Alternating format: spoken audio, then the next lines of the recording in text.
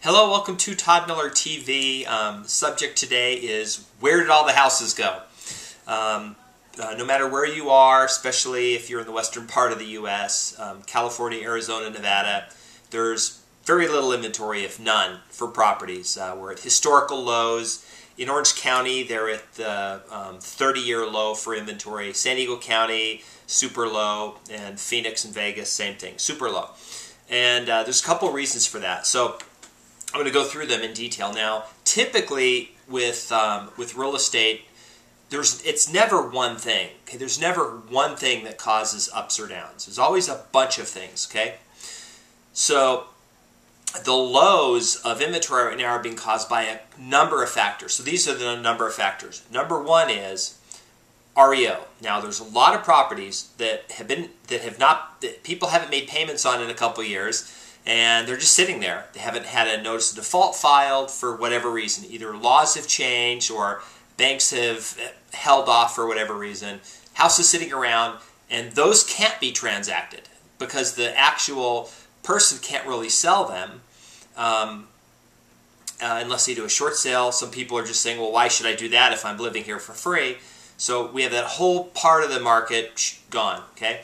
Next thing are the reason inventory is so low is because a lot of people are upside down, and they just, when they're upside down, they get scared, and they just, they don't want to sell, they don't want to deal with a short sale. It's a hassle. To them, it's a difficult process.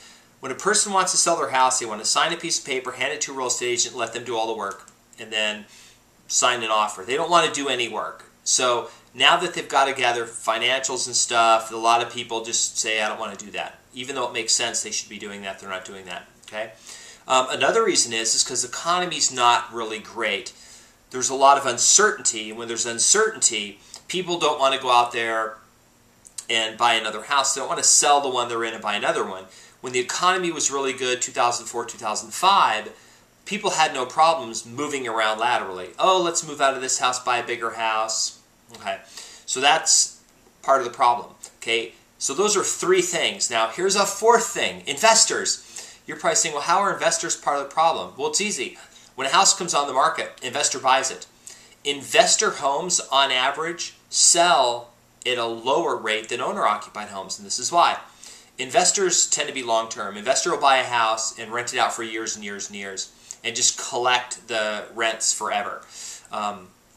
So investors have been in the market for the last 3 years buying up all these properties for cash and sitting on them, waiting for them to appreciate.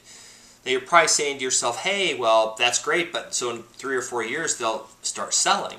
Well, they will, but here's another part of the problem.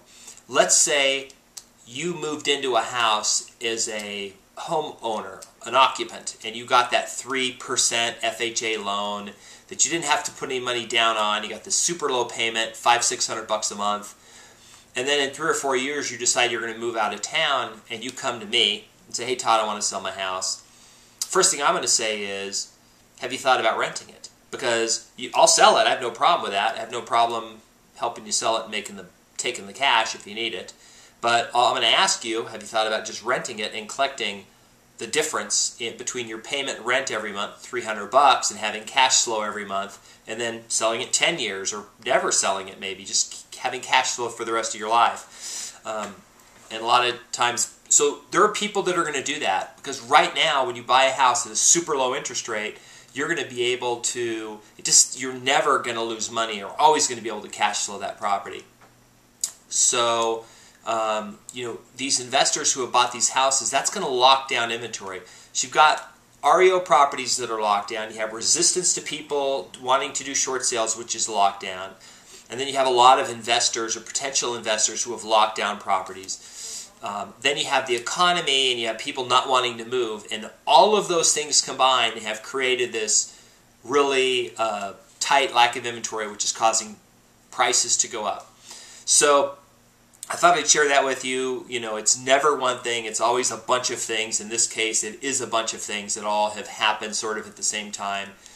Just like we had that perfect storm back in 2006 and 2007 that caused all the REO properties to hit and the prices to start, their downward plunge. We're having the opposite side of that, so to speak. So anyway, thought I'd share that with you. That is my update for today, and hope to see you on another video. Thanks.